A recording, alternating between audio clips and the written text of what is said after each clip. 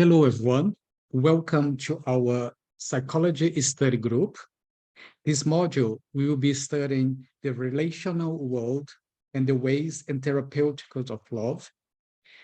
We have here with us tonight, Dr. Anahy Fonseca, and we also have on the next study group, participate with Leonel Colbert. This is our monthly study group, and this is our first group, the first meeting we are having on this module. So now I would like to hand it over to Anahy to start our study group. Over to you, Anahy. Thank you, Fabricio. Hi, everyone. It's a pleasure to be here again. And thank you, Fabricio, so much for making it possible for us to have this wonderful study group. It's the second year, and the previous year, I think all of the meetings have been recorded, right? And then Fabricio can tell you all where you can watch them. We are going to be covering a lot of grounds today, and just relax. It's a lot of subjects for us, and it's very interesting because it's Jung's typology, psychological types. But people sometimes can find it a little difficult in the first time. So it's great that Fabricio is recording everything, that you can just go back and watch again. And if you have any doubts about any concepts, people that are watching here for the first time, everything that we are going to be talking about, every concepts, archetypes, the Jung's concept of the self, the ego. So we have special meetings about all these subjects that you can find in Fabricio's Bournemouth Spiritist Center, right, Fabricio, in the YouTube. Okay, just go there, look for the specific topic that you want to, I want to know a little more about the ego, then you go there and you have a special meeting all recorded about the ego consciousness, for instance, okay? So I'll just now start sharing. Let me just see. I think it's been a while, so I just have, Fabricio says I'm disabled. Okay, I have just enabled you now. Go ahead. Okay. So let's go. Let's see. So is that okay? Everybody's watching this? Yes. Yeah? Okay. So let's start with what? Synchronicity. You guys that, you guys that know me, you know that I love to talk about synchronicity. We have had a special class about that, a meeting actually, it's not a class. And of course, from the WhatsApp group, and who is watching for the first time, that we talked about a lot about that Fabricio and I were planning which subject we should talk about this year. And remember, everyone, that we are talking about, it's a self-discovery group, and it's based in Spiritist knowledge given to us by the wonderful light teacher, the Spirit of Joana de Angelis, psychographed by Divaldo Franco here in Brazil, in Bahia. So she has a complete psychological series where she bridges psychology, the psychology that here on Earth we have developed up until now, using a lot of Jung with Spiritist knowledge, okay? So I have been talking with Fabricio, and I was, people that are from abroad know that here in Brazil now we are in summertime. And I'm talking to you guys from the very south of Brazil. My state is called Rio Grande do Sul, and it's a border with Argentina and Uruguay. We are the Gauchos people, Gauchos land, we say. So, so this was, I was walking, it's our summer, but I think our summer here in the very south of Brazil is kind of similar to England, right? And I'm looking at Anne here, and people from Silvia, people that live in England. So this is a beach by, it's very close to Porto Alegre, our capital here. And look at the sky. It reminds me in England, when I'm in England, I sometimes in London, the sky is like this, very cloudy, right? So I was walking by the beach and then thinking about, well, Fabrice and I are thinking about the study group this year. What does Joanna want me to talk about with people in this time? Since our last meeting in December, a lot of things happening in the world, crazy wars and things like that. So what should we talk about? And then suddenly it was kind of the first walks by the beach, because I had just arrived here. And then suddenly I looked at, I think you could call a pier, right? Or something like that. People go to fish, right? I used to go in this pier when I was little with my father, grandfather, grandmother. And I would love to look at the moon at night, and people go fishing there. And suddenly I looked at it, and I don't know if you can see, but the ocean, that it's very, very strong here in the very south of Brazil. We have had all around the globe, a lot of climate changes. So there had just been some, like a month or two previous to this time, a lot of storms here. And look what the ocean did to the pier. I don't know if you can see here. Can you see the arrow Yes. here? So the connection fell apart because of a very big storm and very big waves. And look, people, this part of the pier that it's right far away in the ocean, and it's disconnected to the larger part now, it's in a round shape. So of course, people that have been in the meetings know already that we talk a lot about symbols, and a round shape deep in the ocean. Let's just think together, deep in the ocean. And the ocean has all this symbolism of the unconscious. So what are we talking? What kind of consciousness?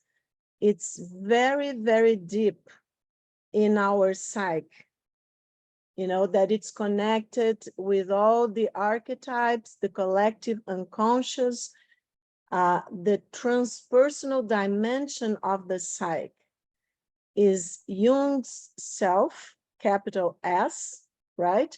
And many times it represents itself in dreams, for instance, in circles. So of course, I thought of all of that. And I thought, well, if we could say that this part of the pier represents parts of our psyche, especially the part that it's in the land, right? Here, as we are, our psyche, it's here at this moment in time and in space, living this experience with our ego complex. We are going to be talking a lot about our ego because, of course, we are going to be talking about functions of the consciousness when we talk about psychological types. So what I thought at that point, I said, well, I will ask Fabrizio what he thinks of us doing this year the meetings about this wonderful topic that Gelson and other of Joanna's teachers put together, that it's called the relational world. And it's so wonderful, and because exactly the synchronicity of the pier that I used to go since I was a child, being disconnected to the part that it's very far on the ocean because of strong waves, because of this ocean, this turmoil, because of these storms that we are all going through. So I wanted to bring this image for you because the relational world means and the psychological types, Jung psychological types, and the functions of the ego, of course, means, all of this mean that we must be connected, and the struggle of the ego to adapt not only to the outer world but to the inner world, right?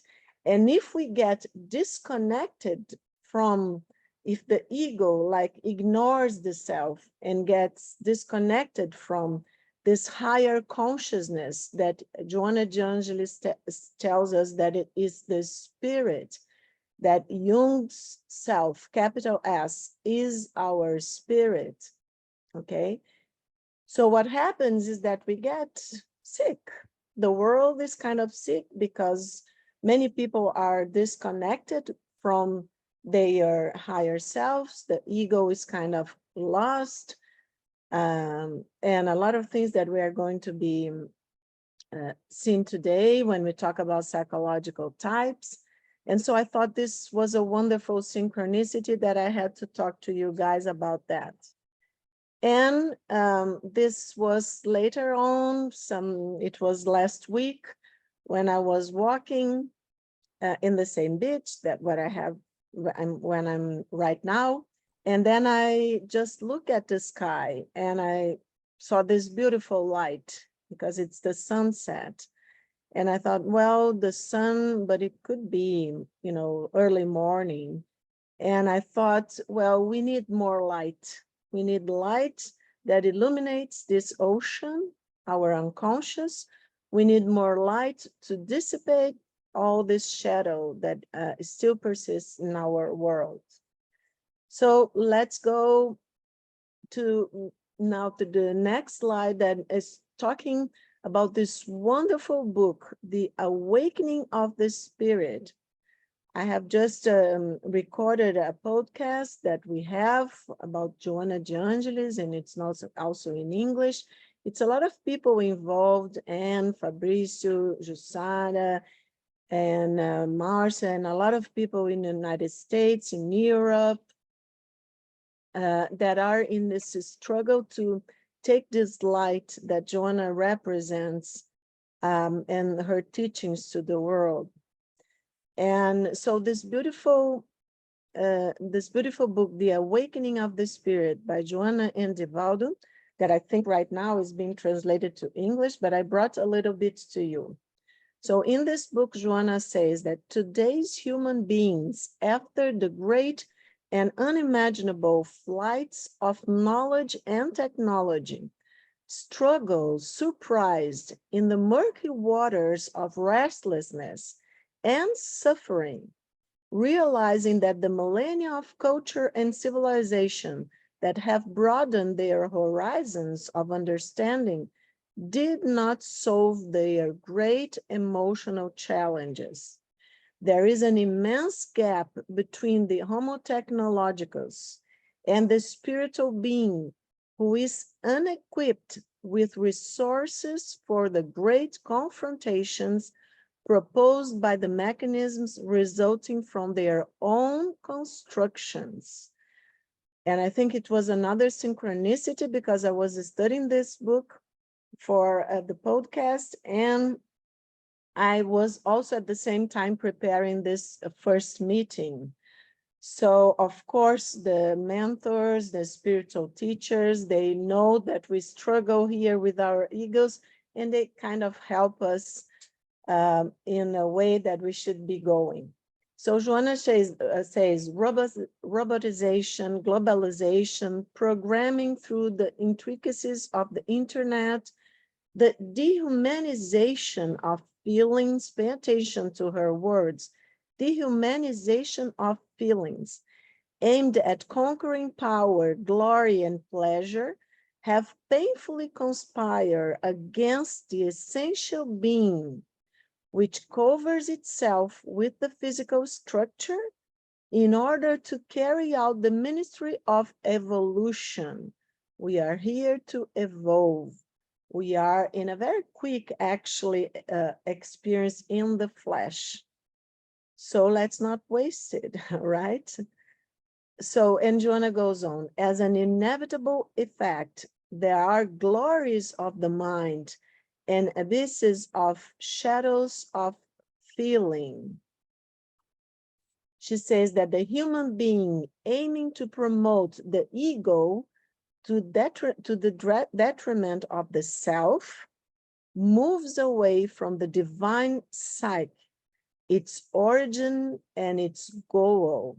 So we have to remember that the self, Jung's self, capital S, is the spirit. So what's Joanna telling us? To pay attention that all of us, when we aim to promote the ego to the detriment of the self, of our spirit, and of our all the knowledge, the wisdom that there is in our spirit, we move away from the divine psyche, its origin and its goal. So our origin and our goal. So she says that the human being is a complexity of transcendent values that merge in depth, having their matrices in the inexhaustible sources of cosmic life. Any attempt to reduce it to merely organic equipment does not achieve the objectives essential to an understanding of its reality. A vision, however, more appropriate for his analysis is that which arises from the three-dimensional being, thinking energy, or what we call psychosoma, or subtle body. Sorry, thinking energy, psychosoma, or subtle body, and body. So these three dimensions, or more legitimately, the spirit, perispirit, and matter, according to Allan Kardec. So, okay, we are thinking energy, so this spirit, psychosoma or subtle body, perispirit, and what we call in the spiritism knowledge, perispirit, and matter, so our body. So spirit, perispirit, and matter is the way that Allan Kardec that codified the spirit knowledge called the thinking energy, the subtle body, and the body. Because mental, says Joanna, verbal constructions and actions move from one vibratory field to another with a different structure, instilling the inevitable results in the organic, emotional, and mental equipment. So I do hope that all of you, even if it's kind of, we have not much time here, but please go and check in Fabricio is going to put the recorded edition of this meeting in the WhatsApp group. Please look again, because this is very, very important. I think most of you know that I'm researching the collective unconscious. So in the YouTube and other places, I have been watching, listening to a lot of people.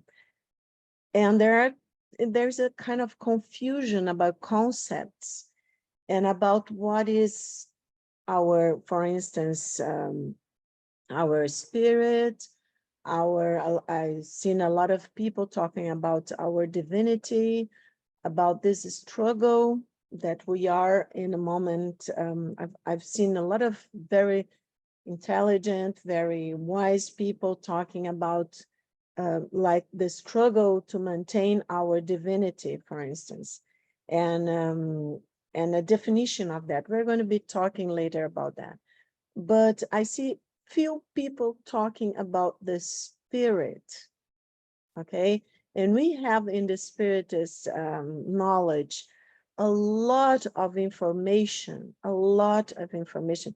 If we put together Divaldo Franco and Francisco Cândido Xavier, the greatest mediums that we know of, because of all the kinds of mediumship that they present, and unfortunately, they are still pretty much unknown to the majority of people around the globe. So I do appreciate that we have a lot of people here today. And Fabrizio tells me that much more people watch this, the recorded meetings in other times because are different in time around the globe. But I think we should all, really don't have any preconceived ideas, because a medium writes, there have been wonderful mediums. We have Edgar Casey in the United States. We have a lot of actually spiritist knowledge started in France, right? And we have a lot of mediums in England, in the islands, and a lot of places around the world. We have Sir Arthur Conan Doyle in England studying a lot and wrote a beautiful book, History of Spirituality, I think, in the 20th century, something like that. A wonderful book. So we have lots of mediums around the globe. But putting together Divaldo and Chico Xavier, I think we will have more than 1,000 books, and all psychographed from different spirits. These people, it's a lot of information. So, I think all of us that start reading and starting getting interested in all this knowledge that is being channeling, and from a lot of different places, but especially here, that we have these wonderful mediums that really psychographed a lot of books with so much information that I think the world needs. So thank you so much for being here and interested in that. So let's just go ahead. So Joanna says that knowledge of the spirit as a basic reality of organic existence provides an understanding of the objectives that must be sought during carnal life, a necessary stage in the process of evolution, through which the germs of wisdom and love in them blossom. So we have to understand better, we have to know better our spirit, our psyche, that happens when the spirit is incarnated, as a basic reality of organic existence. I have seen some crazy notions, that we are here for no reason, for some bad planning of whatever. I don't know if you guys have also listening to some things like that. But bad planning of what? Of the source of some other spiritual source. And it's really a shame, because people don't understand, and that's Joanna's struggle and other light teachers and mentors, so that we can understand that this life is precious. I have also seen a lot of people talk about a simulation, especially in the United States. A lot of people are talking that we are in a simulation, talk about the matrix and all of that. It is you could say the simulation from the point of view of the spirit, but from the point of view of the psyche, of the soul, it is pretty much a very important reality that we are living in. One thing doesn't exclude the other. The spiritual dimension is pretty much connected to the organic dimension, three-dimensional dimension. If you remember, and people can go there and look, when we talk about the unus mundus, the archetype of a totality, so matter and the psyche, according to Jung, are only different sides of the same coin. And what is behind all these experiences?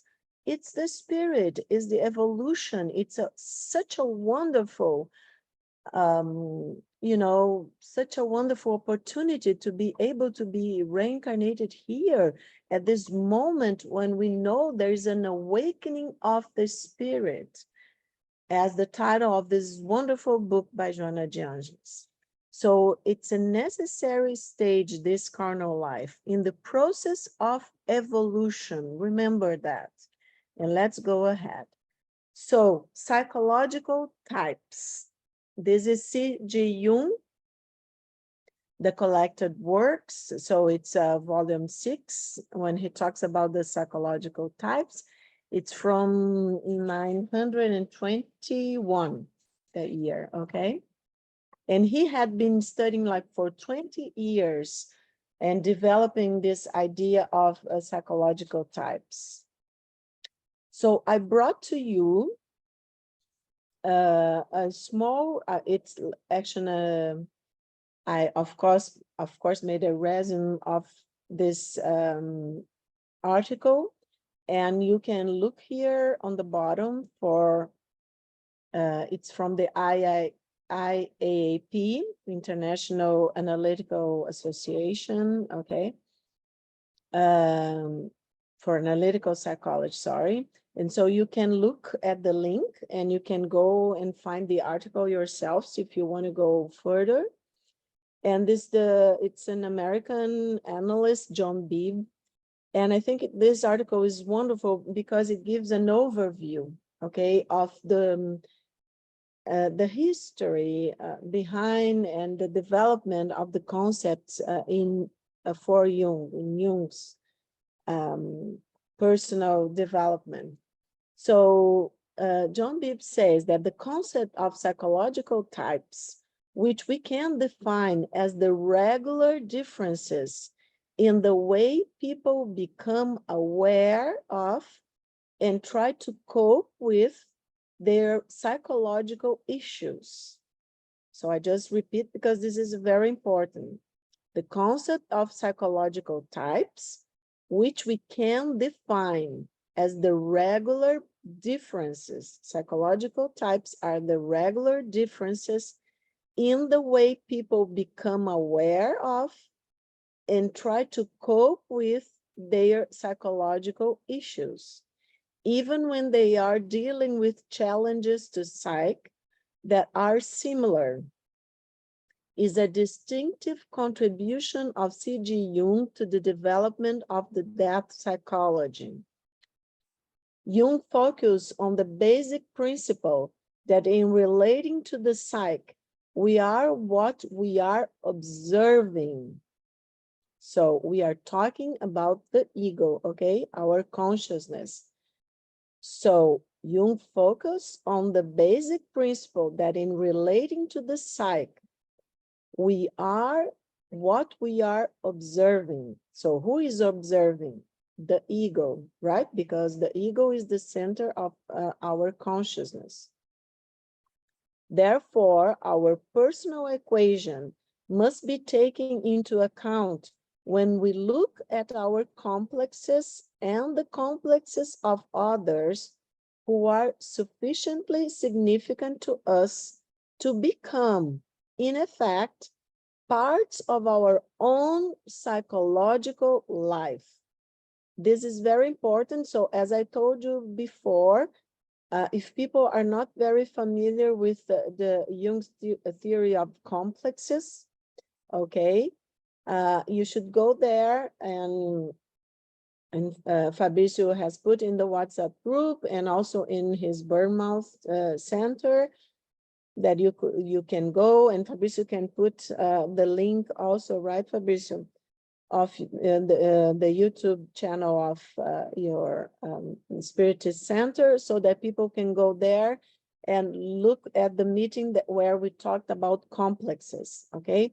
But what is important, that our personal equation, the way we are, we constitute each one of us, our psyche is like formed, okay? It's a very, very own personal equation, because it's our personal experiences in this life.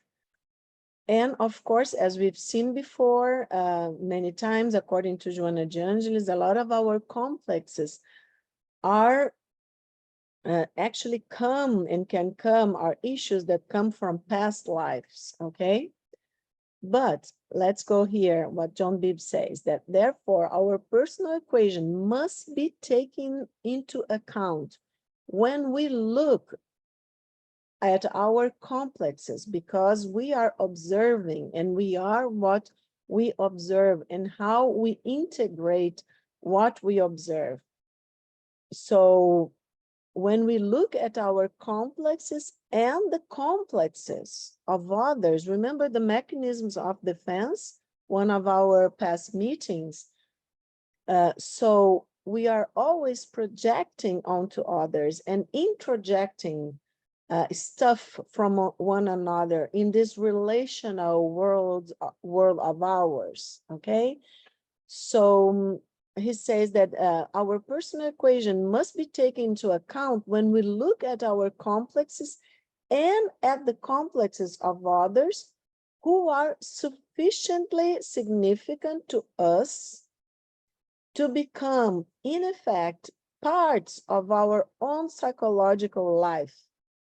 Because when I connect to others in an emotional and with intimacy, in an emotional way and with intimacy, I will have a personal representation of this person inside, let's say, in my unconscious, in my personal unconscious, in my psyche, okay? So of course I will be relating not only in the outside with this person, but also with the unconscious image of this person in my psyche. And also people see that our unconscious connect to each other, right? So, okay, in a deeper level, remember that we saw the iceberg, the symbol of the iceberg, when we talked about conscious and unconscious, and personal unconscious and collective unconscious is all there. People that are here from the first time, don't get stressed. You can all go there and in the YouTube channel and look for this meeting, okay? But remember that we all have complexes. We all have, Jung also said, the little people inside of ourselves, we could say, subpersonalities, he also called, okay? Like the inner child, we are going to be talking about the wounded child in this, in one of our meetings this year. So we have the inner child, we have the complex of the mother, the complex of the father, and we know, for instance, that Freud got like his focus was on the inner child, the complex of the mother and the complex of the father. And when we say the complex, we are talking about our inner representation of our mother and father, not only, and of course, we are not our mother and father. So we will have an idea, we will have an experience of them, and they, in our own personal unconscious, they will be one part of one of our complexes, okay? Our experience with our father in this life will become our father complex. Not only with my father, for instance, I can have a teacher, a grandfather, other figures in my life, emotional and with intimacy, people that have represented a father, for instance, for me. So they will all be part of my father complex, okay? With mother is the same thing, and many other different complexes. The sister that I am, the friend that I have been, the wife, the husband, whatever, you know, different experiences when they are very charged, emotionally tuned, Jung called the complexes. So when they are very charged with psychic energy, with libido, with emotion, they turn into a complexes, into one complex or more complexes, okay? So it's just to give a little explanation for people that are getting familiar with that.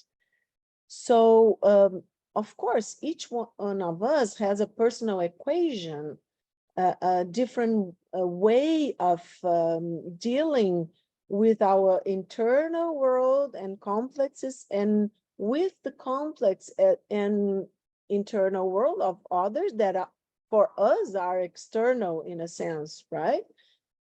So we have to understand the way that I deal with this complexes. Let's go a little bit ahead.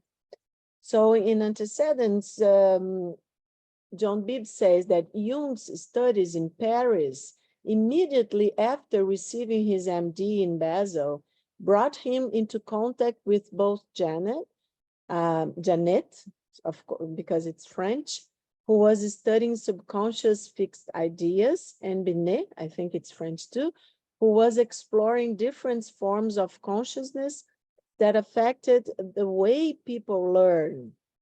Binet's notion of introspection was the knowledge we have of our inner world, our thoughts, our feelings, and externospection, what he called the orientation of our knowledge towards the exterior world as opposed to knowledge of ourselves, and his recognition that the formal attitude makes one a subjectivist with more spontaneous imagination, and the later as objectivist with more capacity to control the imagination, clearly influenced Jung's early scientific work. So in Jung's initial observations in Zurich at the Burgosli Hospital, Jung undertook his own studies of the effect of the affect-tuned complexes. Remember, we have a meeting about that. We talked a lot about that.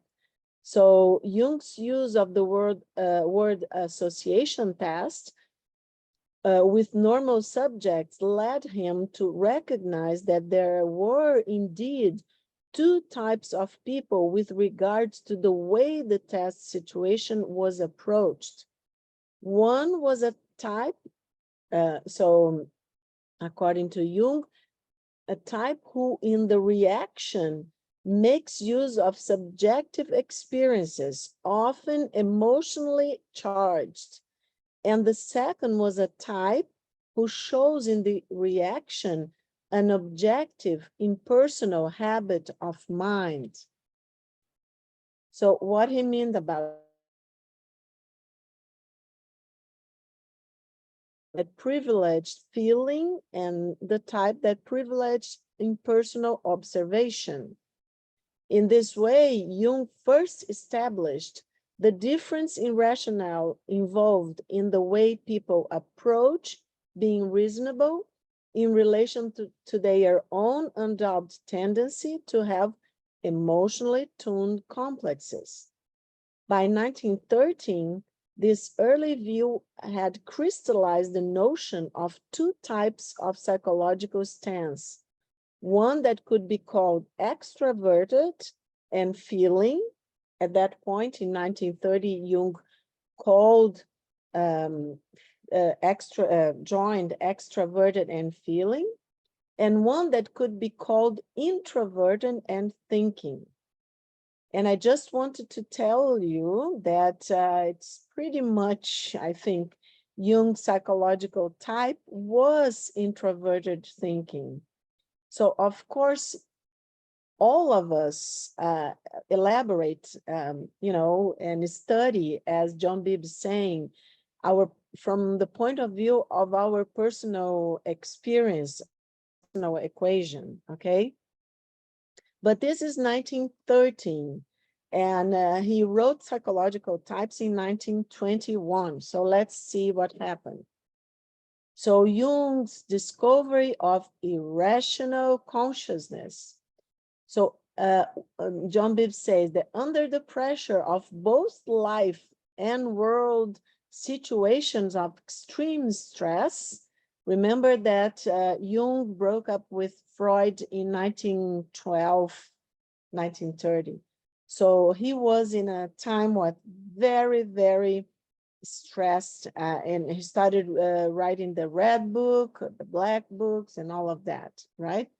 So under the pressure of both life and world situation of extreme stress, Jung radically expanded his understanding of what he had to come to call the type problem. His discussions with his psychiatrist friend and colleague Schmidt-Giesen in 1915, 1916 underscore the futility of trying to explain everything involved in type differences through a two-type model that equated introversion with thinking and extroversion with feeling. Mozart's postulation in 1916 of intuition as a third type of consciousness, and Jung's own long-standing suspicion that sensation might be a consciousness that is not just a subset of feeling, led him to begin to think in terms of two axes of consciousness. One rational, composed of thinking and feeling, and one irrational, composed of intuition and sensation. And to realize that these axes describe the functions of consciousness, which could still be used in one of two ways: the extroverted way that required a privileging of what is external to the observer, and the introverted way, which requires intensive attention to subjective experience of the observer. Let's go little by little, don't get stressed. Drink your tea. I don't see anyone with cup of teas. I think it's nice. And you should have a cup of tea. You are in England. Okay, let's go ahead. So Jung's differentiation of typology. By the time this enlargement of Jung's perspective of the type problem had differentiated itself, Jung had also clarified the difference between interpersonal object relations, as we are doing now, so relations to others and the world, and intrapsychic object relations, relations to the internal perspectives at the core of the person's complexes. Jung was now calling archetypes. Remember that the core of our complexes, in the core of our complexes are the archetypes, ancient forms in the depths of the psyche, okay, where he called the collective unconscious. So in this way, Jung added to the four functions of consciousness the two basic attitudes toward actual others and toward enduring mental representations against which relations to actual others could be measured, that had originally oriented him to the type problem. So let's see how it, where he finally gets to the typology. So Jung's other findings were that there is a dominant trend of consciousness that can be typed as rational or irrational, introverted or extroverted. So our main function, okay, in conscious, that it's pretty much conscious. And in terms of its function, discriminated as to whether it uses sensation. So this is very, very important. So what is the sensation, the function sensation? So the sensation tells us that something we are attending to is through our sensations, our senses. So we understand something that we are focusing on inside of ourselves or outside of ourselves, attending to is, to our senses. The thinking function, which gives it a name, is pretty much rational. The sensation is irrational. The thinking function is rational and gives a name to things. The feeling function, that it's also rational. It's not about of a feeling, but it's a feeling function. And the feeling function tells us what it is worth.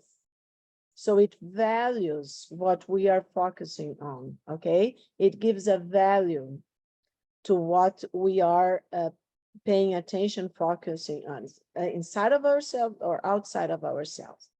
And intuition, which tells us where it is going and thus what it portends, okay?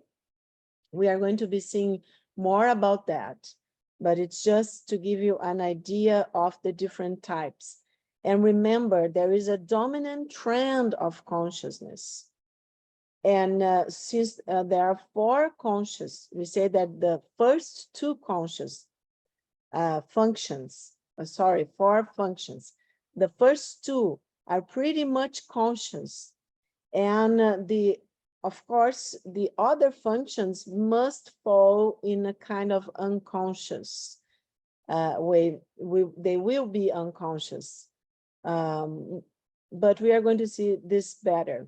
But there is the main functions, the dominant trend, and an auxiliary function, okay? And the others will follow. We have the four functions, but the difference is which one it's the dominant or makes the dominant trend, which one we use more in our daily life, help us to adaptation, to adapt, okay? And so this will be the main function. So we go from the more conscious to the more unconscious, okay?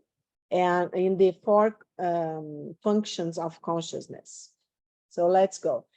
So analytic applications, this typology not only enabled Jung to understand the basis of the type problem, but it became a powerful method for analyzing the conscious attitude, an essential basis for understanding the relations of the ego to the unconscious, the core subject of his analytical approach to psychology and psychotherapy. Because when we are in a therapeutic setting, in a psychotherapy or analysis, we want to know the attitude of the conscious towards the unconscious. So the attitude of the ego to the unconscious. This is very, very important, because remember, we have to know better ourselves. All these meetings are about self-discovery, right? And we really, what we don't know is what is in the unconscious. So we need to know how our ego acts or perceives or, or feels and understands and acts towards the unconscious, and of course, towards the unconscious and the complex of other people. So Jung's is a theory of consciousness that presupposes a relation to the unconscious that we do not originally understand. It is the nature of our psyches to cloud and crowd our relations with both others and ourselves with complexes, remember?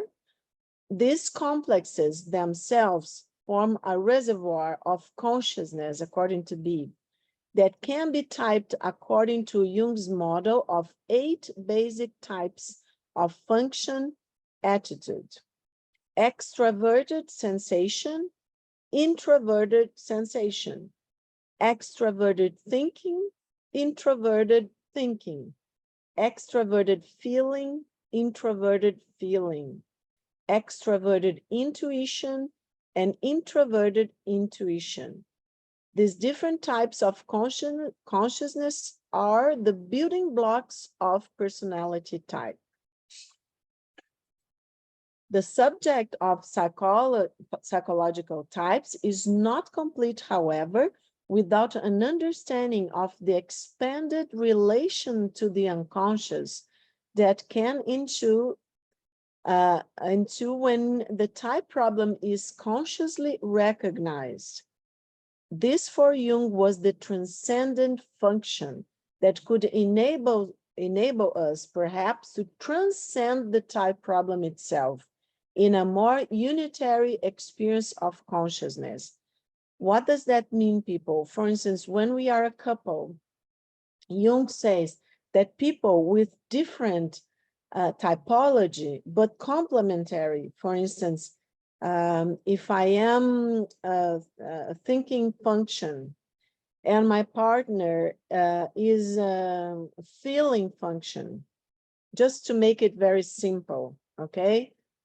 We are in different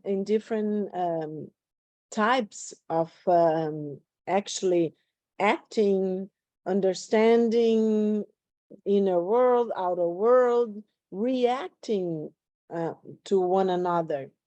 And Jung says, well, the complementary partners, for instance, in typology, are the best ones if they don't kill themselves first, each other.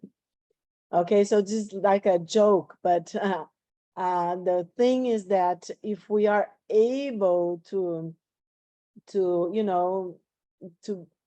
be okay, to make space and to endure, let's say, the other person's way of dealing with things, that it's the opposite of our main function. But remember, we all have the 4 functions. So the opposite of my main function will be in my unconscious. That's why the Bib is saying here that the subject of psychological type is not complete without an understanding of the expanded relation to the unconscious, because the function that it's deep in my unconscious will be, my hell on earth. But also, I have to learn to deal with it. So that's why Jung say that the opposite partners, for instance, in life, or brothers and sisters, for instance, I love my sister, but I can't stand being near her, or my brother or whatever. Why? Because we are opposing psychological types. But at the same time, if I try to understand, try to listen, to have intimacy with this person that it's kind of the opposite of myself, I will be practicing my inferior function. We call inferior function the function that it's deep inside the unconscious. That's why Bibi is saying that it's very important to understand the expanded relation to the unconscious, okay? So then I will be, it's like an exercise to expand my consciousness. Isn't that great? So don't fight and don't, be very upset with people that you love very much and are your opposite in typology. They are helping you, That's a good thing. And this is from the Red Book, an image. It says amor triumph or triumphant, that it's in Latin, but amor is love, and it's in Portuguese also, amor, love. So it's triumph, love. okay? And this is in the Red Book. It's one of Jung's mandala that it's actually the sacrifice of the 4 functions. Because remember the concept of individuation. Please, people that have never heard about individuation, go there in the meeting about individuation. Ask Fabricio, what's the meaning of individuation? If you have not been in our WhatsApp group, because people that is in the WhatsApp group and just forgot about this meeting of individuation have access, but people that have gotten in the WhatsApp group now, I think, right, Fabricio, don't have access maybe to the previous post. So just go there in the YouTube channel, and then you are going to see the individuation, meeting about individuation. But we have to sacrifice the main, in a certain way, the main function, okay, the dominant trend of our consciousness, because we need to expand our consciousness. We need to develop all the 4 consciousness, actually, really, if we are able to, during our individuation process, okay? So that's the mandala, Jung's mandala about the sacrifice of the 4 functions. And in the Red Book, Jung says that one only gains a vision of the whole by embracing one's opposing principle. He was talking about here about typology. Remember, he started, I think, the Red Book in 1913. So he was in the beginning of thinking about that. And there is a prayer, look at that, a prayer. This is by Jung, this quotes. And remember, he was thinking function. So the feeling function, and that for him was related to pleasure, was like his hell on earth, you know, was the inferior function.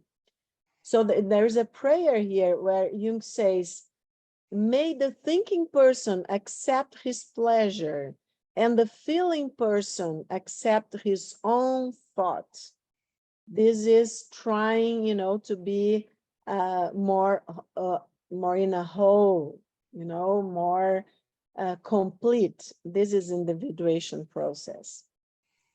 So in psychological, this is from reading the Red Book by this author, and Drob, and he says that in psychological types, Jung places the realization of unconscious contents at the core of analytic therapy, because it is only through such realization that compensation may be reestablished. Because when we are very partial on something, we can't, you know, other things go deep into unconscious, so we dissociate and we are not whole, we are dissociated. That's why we were talking last year about all this fight going on, about all these neuroses that make us dissociate and project onto other, of course, aspects of our own unconscious. So we have to pay attention that we need to reestablish, you know, a sense of balance. And this is evolving consciousness. Remember Joana de Angelis in our first slides. So, and we need compensation. So Jung observes that one's contrary functions and attitudes are excluded from consciousness, and their energy builds up in the unconscious until the repressed unconscious contents break through in the form of dreams and spontaneous images. Okay.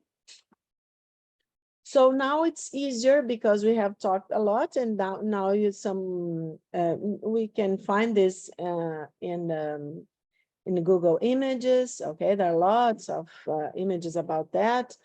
So just a little difference between Jung and Freud, that Jung about the nature and purpose of the libido, a generalized source of psychic energy, motivating a range of behaviors for Jung.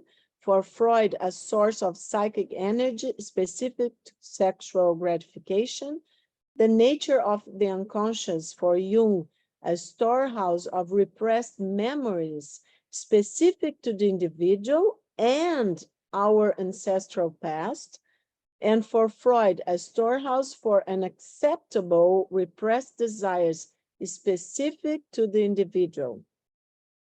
And the cause of behavior for Jung, past experiences in addition to future aspirations, and for Freud, past experiences, particularly in childhood.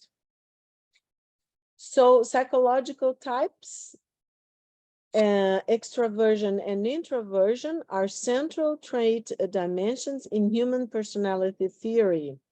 Extraversion, also spelled extroversion, tends to be manifested in outgoing, talkative, energetic behavior, whereas introversion is manifested in more reflective and reserved behavior. Jung defined introversion as an attitude type characterized by orientation in life through subjective psychic contents, and extroversion as an attitude type characterized by concentration of interest on the external object. You can find this in Wikipedia. It's very simple. And some images of an introvert and an extrovert person. Introverts like to be alone many times with among nature, and extroverts like people and talk.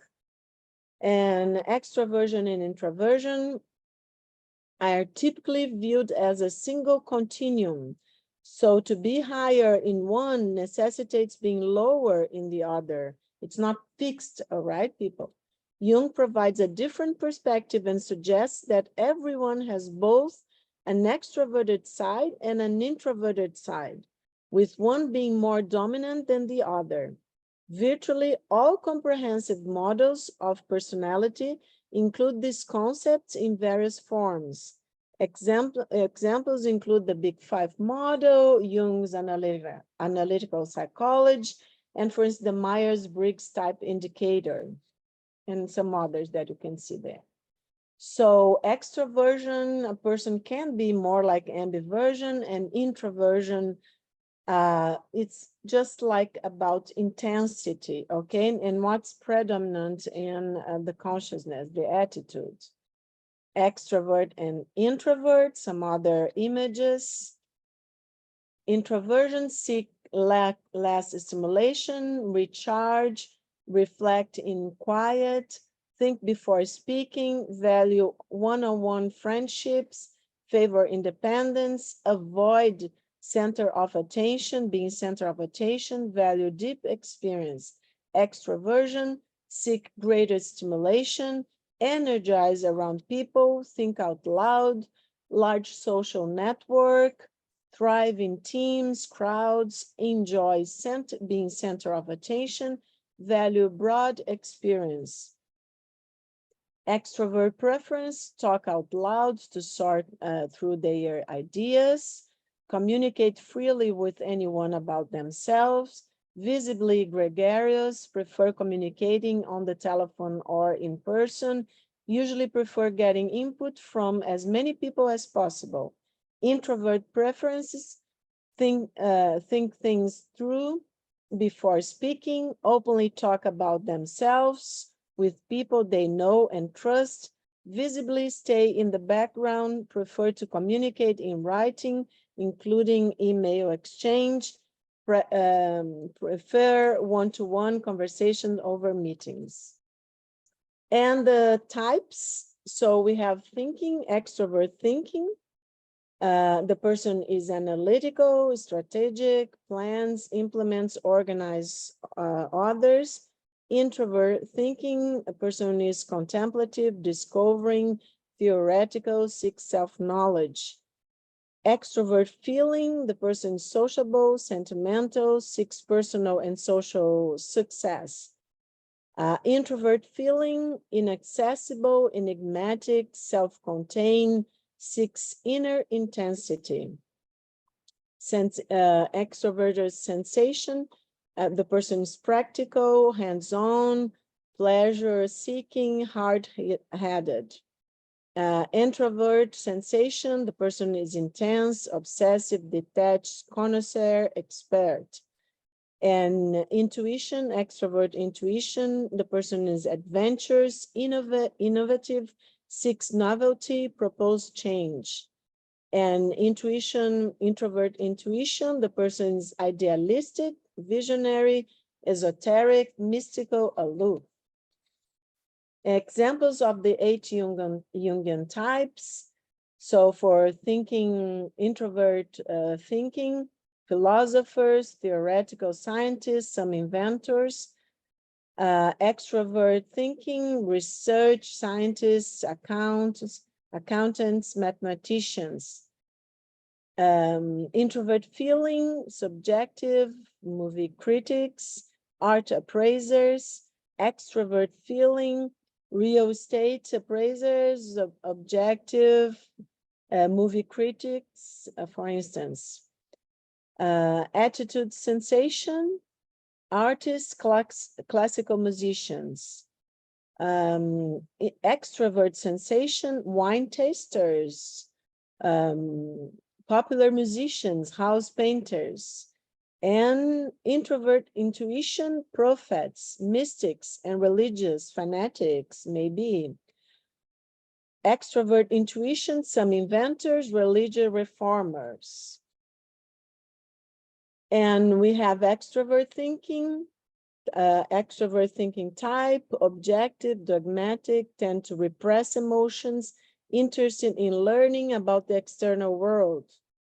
Introverted thinking, intellectual, tend to repress feelings, have a great need for privacy, may have difficulty getting along with others. Extroverted feeling type, sociable, highly emotional, sensitive to the opinions of others, tend to conform to tradition. Introverted feeling type, experience strong emotions, but tend not to express them openly. Thoughtful, quiet, may appear withdrawn and mysterious. Extroverted sensing type, outgoing, pleasure-seeking, adaptable, open to new experiences. Introverted sensing type, calm, passive, artistic, may appear detached from the world around them. Extroverted intuition type, creative, tend to rely on hunches, drawn to new ideas, good at motivating people. Introverted intuition type, visionaries, daydreamers, tend to develop unusual ideas, may seem eccentric to others. Well, we are not going to have time today. We have a second meeting with Professor Lionel Corbett that he will be talking about psychological types and spirituality. And if you want, we can go, if we have some time, I would talk with Professor Lionel, because this is a lot of material. And we can go, this is just a suggestion. It's lectures on Jung's typology. It's a beautiful book, and it's quite easy, actually.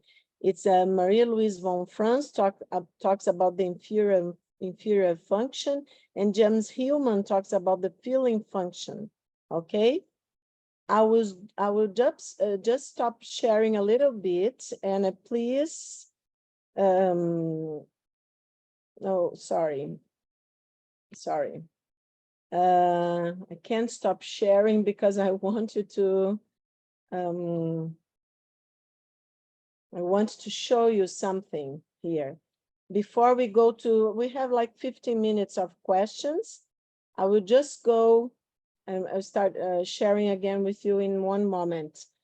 So people that want to go more and see great examples that von Franz gives, please go and read a little book of this wonderful book. It's not a big book. And everybody chose to a monthly meeting. So I wanted to bring you these books so that you could go and have some references, okay? Well, what happened? Sorry, people. I thought that I had, I would just have to do like that. I thought that I have gone through all the, oh, sorry. Okay. Don't get dizzy. Okay. But those were some slides from the book.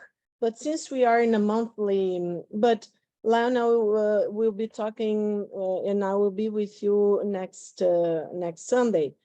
But then it's going to be monthly, okay? So if you have any questions, and if you want, I can put this PowerPoint in our WhatsApp group, so everybody can go through. People that don't want to read Marie Louise and James Hillman book can have, I can put the PowerPoint in our group. I just hand it over to Sylvan and other people that want to ask, but I just wanted to read in the final words this beautiful sentence, the beautiful small text that Professor Lionel Corbett wrote, and you're going to see to what. He said, "We live in a world that seems to have lost any sense of mystery. Science, technology, a mechanistic approach to life, and rational thought seem to have eclipsed our sense of wonder and meaning, because they seem to explain so many things that used to make the world magical. We no longer feel connected to a larger cosmic order. We have paid a great emotional price for this loss, which makes life less meaningful, and we try to escape from this sense of meaninglessness by distracting ourselves with entertainments of many kinds. We need new sources of wonder, mystery, and enchantment. Fortunately, there are deep mysteries to be explored. Jung's psychology can be seen as an attempt to re-enchant the world, to restore our sense of amazement, and to re-spiritualize the world. He recommends that we do so by exploring the endless depths of the inner world in dreams and visions. By doing so, we expand our consciousness and satisfy our need for a connection to the spiritual dimension." Where can you find this text? The whole of it? In this site that a lot of people said that would love to meet us and to be together. And, you know, Brazilians hug a lot, but don't be afraid. Don't need to be so extroverted that for people that are introverted, we can respect each other. But so we've put together this year a program that is called Jung in Brazil, Spirituality and Culture, Searching for the Spirit of the Depths in Modern Times. And it's going to happen in Brazil this year in August from the 18th to the 23rd at Canela, up in the mountains here in my state of Rio Grande do Sul. If you are interested, I will put the link in our WhatsApp group and you can just take a look and see if it interests you, okay? But the idea is to study more together and to prepare ourselves, and Fabrizio may talk a little bit about that later, about probably a meeting in London next year, right, Fabrizio?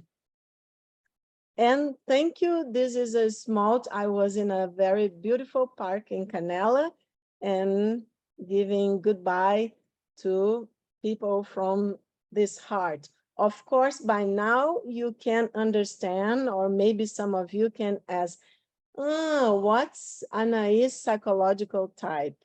I dare you to try to discover. It's not very difficult. Okay, people, so I'll stop sharing. So we have some minutes. I'm sorry, we are not going to be able to have 30 minutes. I can stay, but I know that you are very tired because you are like some hours ahead. But Fabricio, do you want to talk before Sylvia? I think she's the only one that it's with her hand raised. I think you can hand it over to Sylvia. Sylvia. Okay, Sylvia, go ahead. Okay, thank you.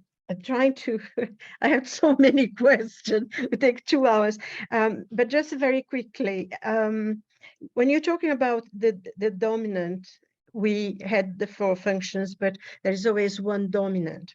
And the question that I have is, how can we see in ourselves, perceive which one is the dominant? And does it change according to experiences, to life and everything? Sometimes can we have the one inferior and another? And also, I was going to ask another one, but then I just skip to this question at the moment. I don't want to. Okay. Okay, thank you. It's a great question. And please write your questions. We won't have much time today, but you can send to, I will apologize for people that don't know me. I work like, I see people like 8 to 10 hours a day. So I have little time, you know, to answer WhatsApp, and I'm not in social medias and things like that.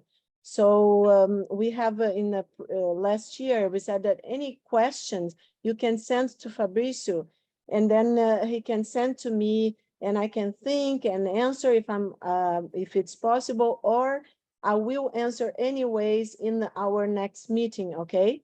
It's just, I apologize, but you know how it is in these days. Sometimes it's a lot of things, and I apologize if someone sent me WhatsApp and I haven't seen, because I receive a lot of WhatsApp from patients and things like that. So if it's something urgent and you wrote to me, and you can send to Fabricio, but if it's personal, you can just send it back, because there is a problem that with the WhatsApp, that the message falls and it gets lost.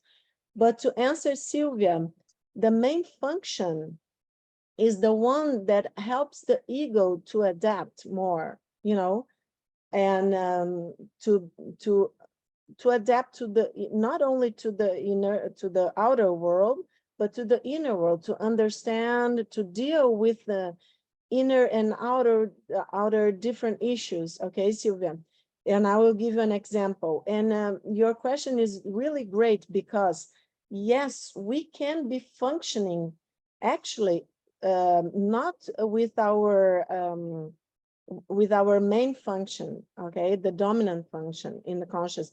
We can be functioning because we are influenced by the environment. So we can be functioning with our inferior function sometimes, okay? I will give you an example. I'll give you myself as an example. As a medical doctor, for instance, and if there are other medical personnel here, you can understand me. We have to think the medical reasoning, it's pretty much Cartesian these days still. So I have to look for what's causing the symptoms, right? In general, in different specialities. So the thing is that I have to reason the cause and consequences and develop my thinking. So when I started many now years ago, decades, if you are not so many decades, but my Jungian training, my supervisor would say, "Oh, Anahy, you were thinking, your psychological type, your main function is thinking, extroverted thinking type." And I said, "Okay, because you write very well and you reason very well." But I had people such a hard time in medical school. I couldn't wait to finish medical school, you know, because I went to medical school because I wanted to be a psychiatrist.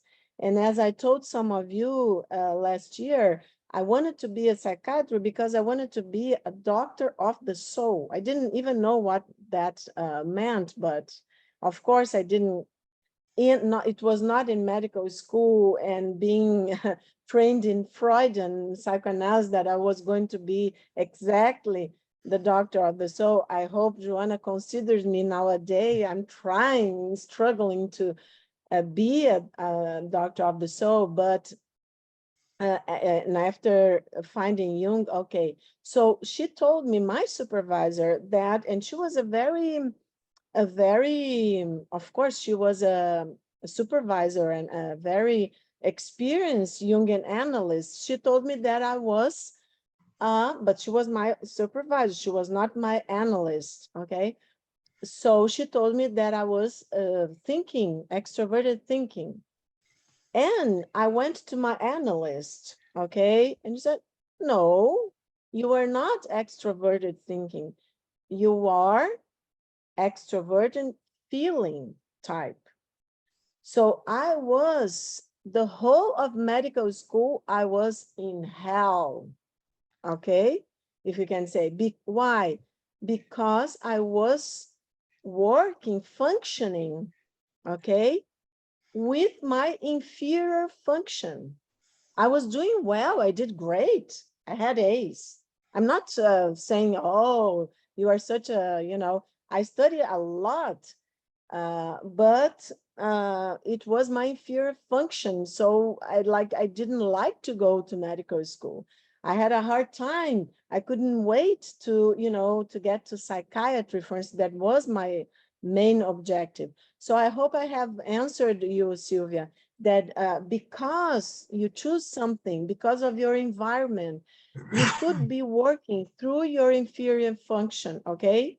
And then since you individuate in your individuation process, hopefully you get to develop and you get to allow yourself, let's say, to or even realize that actually your main function is not that one, that's your inferior function, and that's why you suffered so much, but that and allow yourself, in my case, to work with my main function. That's why I'm here with you now, guys. Yeah.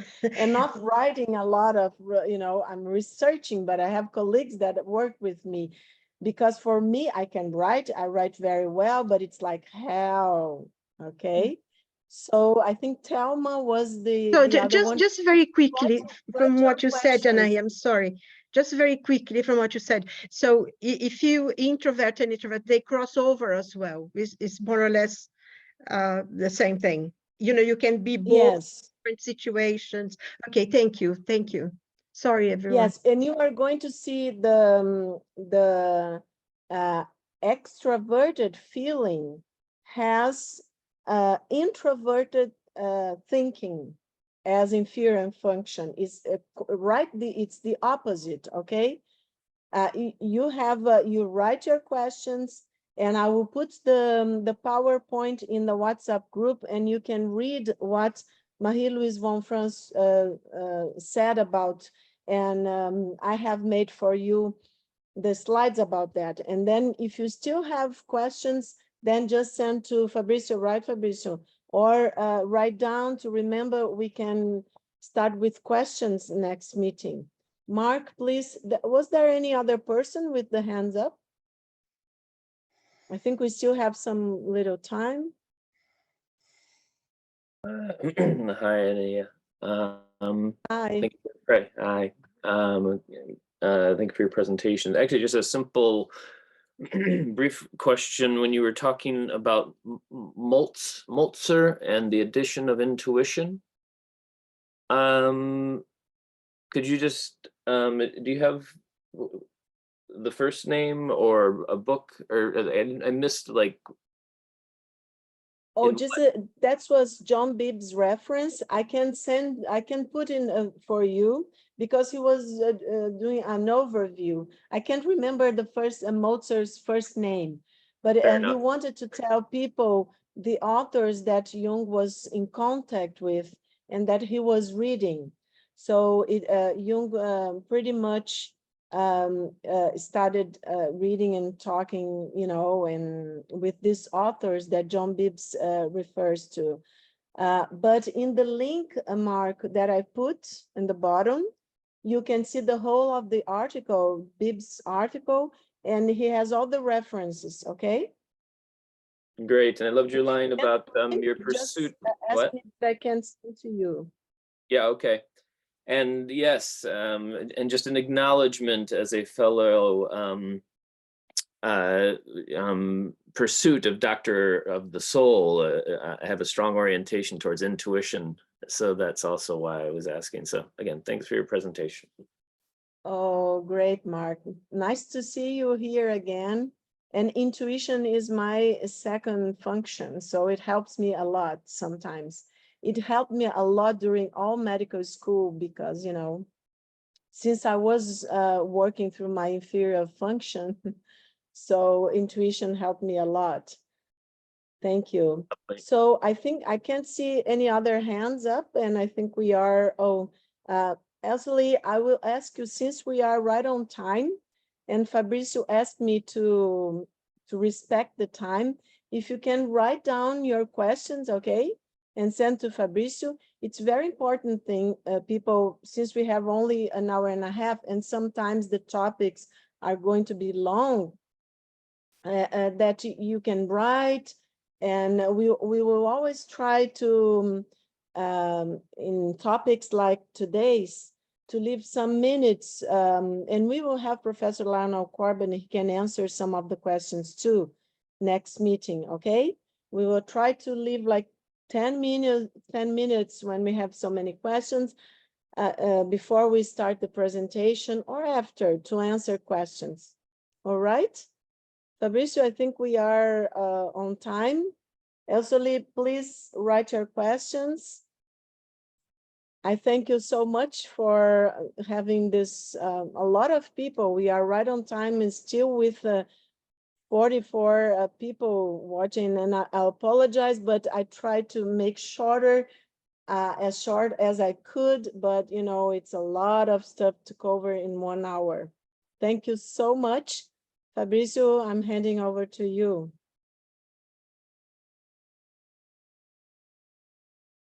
Or maybe Fabrizio, his internet is down. Can you still listen to me, people? Yes, we're still listening to you. Thank you so much, Anahy. It was wonderful. So read more about it. Thank you. Can you hear me? Thank you all for being Yeah, here. now we can hear you. Great Oh, to you're have you back. So what I just want to say, our next meeting is on the 3rd of March, and the topic is psychological types and spirituality with Lionel Colbert. So I will see you on the 3rd of March. Bye Okay, for thank now you, and have a good Masanta. night. Bye, bye. Oh, bye-bye. Thank you. Thank you.